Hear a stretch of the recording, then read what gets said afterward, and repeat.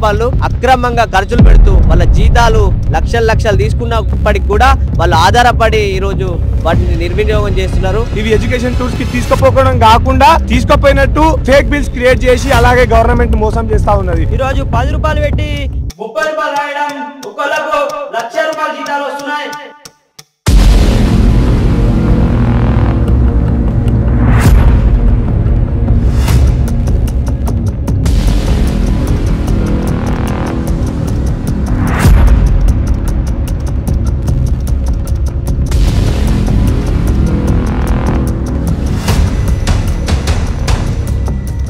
School Shankar Bhavan school సంబంధించి ఉన్నారు, principal ఉన్నారు, మాట్లాడడం ఒకసారి. మీ స్కూల్లో గతంలో కొన్ని అవకతవకలు జరిగాయి, నిధులు దుర్వినియోగమైనట్టుగా చర్చ అయితే నడుస్తూ ఉంది. అయితే అప్పటి నుంచి ఇప్పటి వరకు ఇంకా పిఎంశ్రీ నిధులు రాలేదు. ఈ సంవత్సరం ఇంకా ఇప్పుడు పిఎంశ్రీ నిధులు వచ్చినాయి. కానీ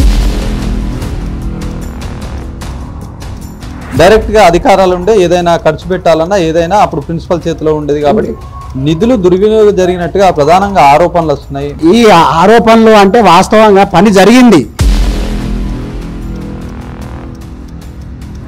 టూర్లో 100 రూపాయలు ఖర్చు పెడితే మొత్తం 500 రాశారనేది ప్రధానంగా నడుస్తూ ఉంది. ప్రతి పిల్లవాడికి 500 రూపాయల చొప్పున అనేది గవర్నమెంట్ రిలీజ్ చేసింది. దాని ప్రకారంగా ఈసారి చేసుకుందామని చెప్పి మేము అనుకుంటున్నాం. తన పీరియడ్లో ఇదంతా జరగలేదు. గత సంవత్సరం ఇన్ఛార్జ్ ఉన్నటువంటి మల్లేశం గారి పీరియడ్లోనే జరిగిందని చెప్పి ఆయన కుండలు బద్దలు కొట్టినటువంటి సిచ్యువేషన్. మాట్లాడదాం, ఈయన ఏం చెప్తారు అసలు? ఏం సార్, మొత్తం అవకతవకలు జరిగినది మీ పీరియడ్లో జరిగింది. ముఖ్యంగా టూర్ సంబంధించి పెద్ద ఎత్తున ఆరోపణలు మీ పైన వస్తున్నాయి. ఇప్పుడు లోకల్ మీరు ఎంత బిల్లు పెట్టారు సార్? ఎంత ఖర్చు అయింది? ఎంత బిల్లు పెట్టారు? 10 లక్షల వరకు వచ్చింది.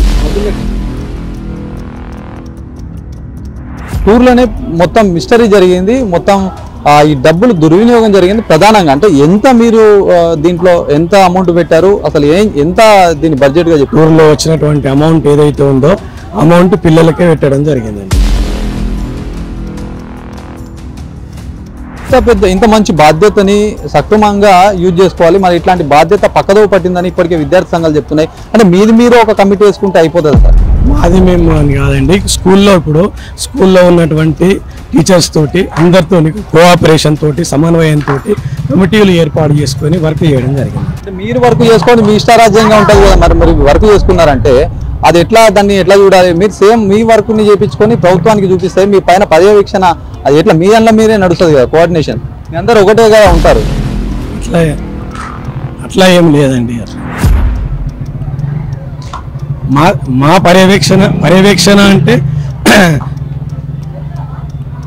పర్యవేక్షణ అనేటువంటిది ఉంటుంది మనకు, ఆడిట్ అవన్నీ ఉంటాయి కదండి. అంటే ఇప్పుడు మీరు 10 లక్షలు అంటే ఎవరి పేరు మీద వచ్చినట్టు ఇవన్నీ